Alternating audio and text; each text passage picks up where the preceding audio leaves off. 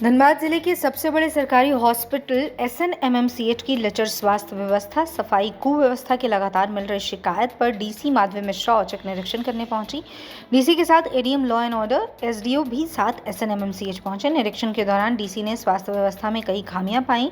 अस्पताल के वार्ड परिसर और वॉशरूम की सफाई व्यवस्था को देख बिफरी। सफाई एजेंसी के पंजी की जांच की, जिसमें बड़ी गड़बड़ियां पकड़ी। सफाई एजेंसी 76 सफाई कर्मी की उपस्थिति दिखाकर ड्यूटी में 32 सफाई कर्मियों को ड्यूटी में पाया। सफाई एजेंसी की गड़बड़ी को लेकर जांच टीम गठित करने के निर्देश दिए। जांच रिपोर्ट के बाद अग्रतर कार्रवाई करने की बात कही। अधीक्षक समेत विभागों के अधिकारियों को आवश्यक दिशा निर्देश भी दिए। निरीक्षण में डीसी ने surgery OPD, medical store, paediatrician OPD, radiology department, male ward, ICU, emergency ward आदि विभागों का जायजा लिया। स्ट्रेचर की कमी को लेकर डीसी ने प्रभारी अधीक्षक से जानकारी ली। बताया कि निरीक्षण में उन्होंने पाया कि कुछ आधारभूत संरचना में कमियां पाई गई तो मैन पावर की भी कमी मिली है। अस्पताल स्तर पर जो चीज़ें ठीक हो सकती हैं उसके लिए अधीक्षक को उचित निर्देश दिए गए।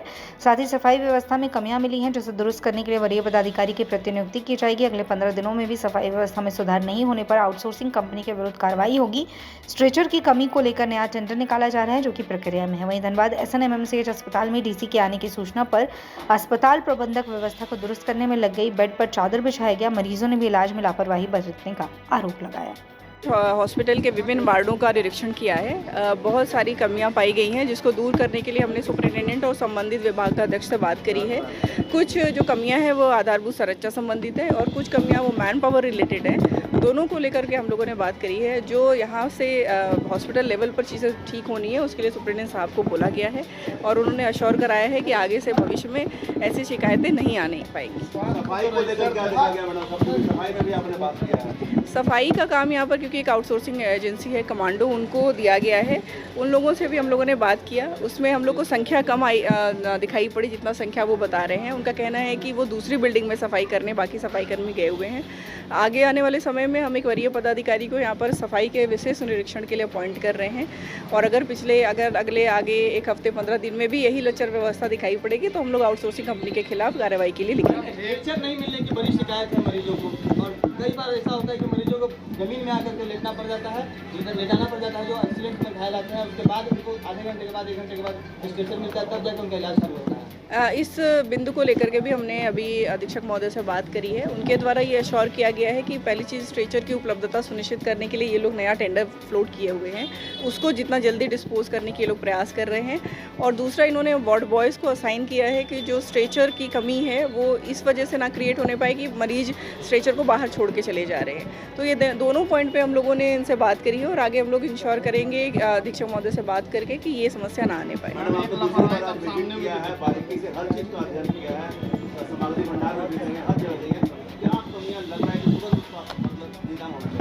मुझे लगता है कि जो उपलब्ध फंड है और उपलब्ध मैन पावर है उसका जो ऑप्टिमम यूज़ है वो सबसे इम्पॉर्टेंट काम है जो यहाँ पर प्रबंधन को करने की आवश्यकता है।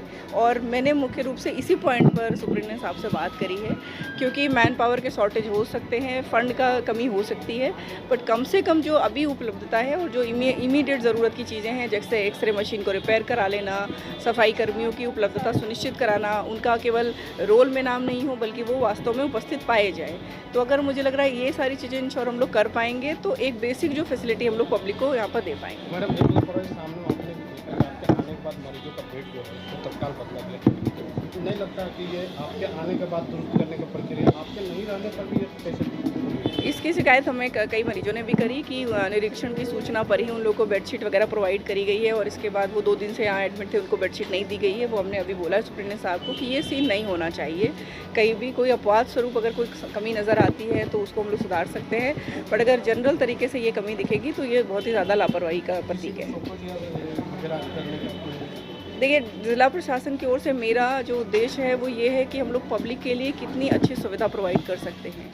तो शो कॉज से पहले मेरा जो फोकस है वो ये कि हम चीज़ों को ठीक कर सकें। तो अभी पूरा फोकस इसी चीज़ पर है। हम लोग लगातार निरीक्षण अभी हमारे ज़िला प्रशासन की टीम से यहाँ पर होता रहेगा और उद्देश्य यही है कि किसी को कार्रवाई करने के बजाय जो पब्लिक यहाँ पर आती है उसको अच्छी सुविधा दे पाना।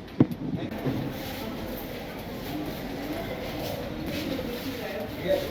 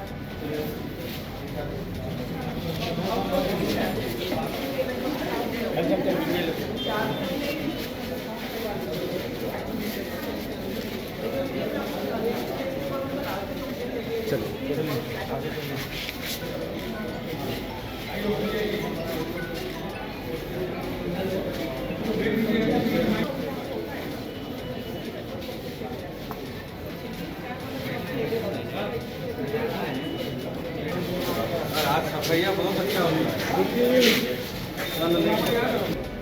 कितना